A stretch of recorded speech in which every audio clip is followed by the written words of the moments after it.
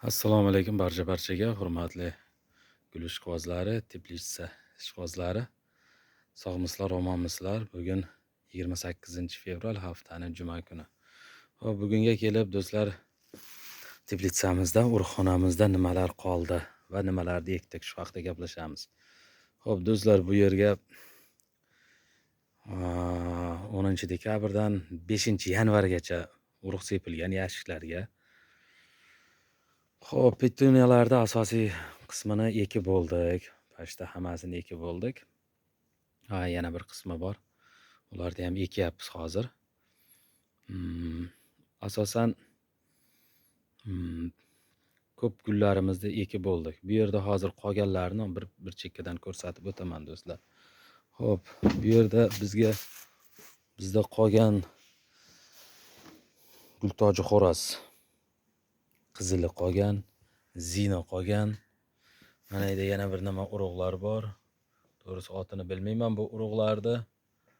Bodring ko'chatlarimiz meva solib yotibdi.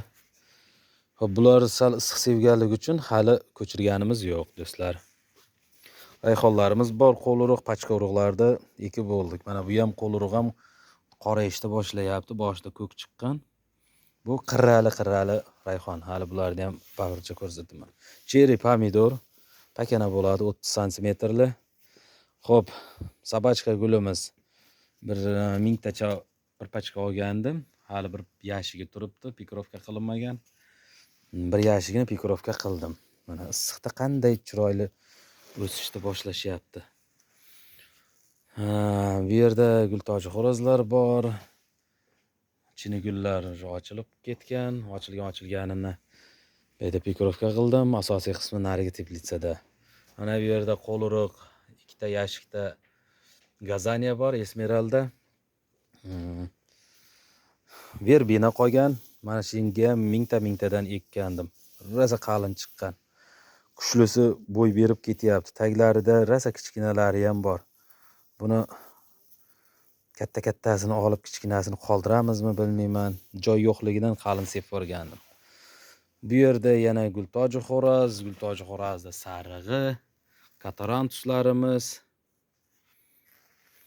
Asosiy qolgan katarantus, gultoji xo'roz, keyin verbina, sabachka qolgan asosiy gullarimizdan. Xo'p, bu yerda yana katarantus sepib qo'yganman. 5-6 kun bo'ldi. Yeta bir 15 mingta sepib tashladim. Endi hozir yana 5 mingtalik bitta gultoji xo'roz bor, uni sepamiz do'stlar. Shunaqa pomidor pikrovka qilganmiz, qo'l urug'. Bu F1 dan olingan alamina sorti.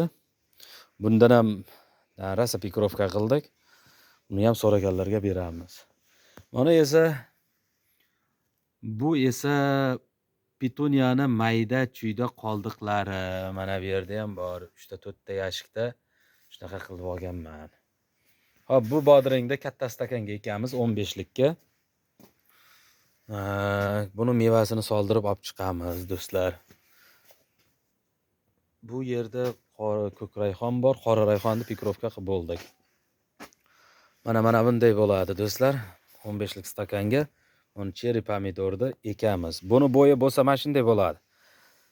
Yeta 30 santimetr bo'ladi, yoniga shoxlab meva solaveradi. Bu tuvakli pomidor bu. Yerga ham bo'laveradi. Xo'p, shunaqa do'stlar.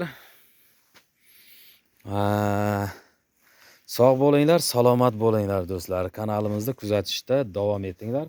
Hali bundan da qiziq videolarimiz chiqadi. Qanday dori terishlar, hammasini ko'rsatib o'taman do'stlar. Kanalimizga obuna bo'lib qo'yinglar, like tugmasini bosinglar do'stlar. Sog' bo'linglar, salomat bo'linglar.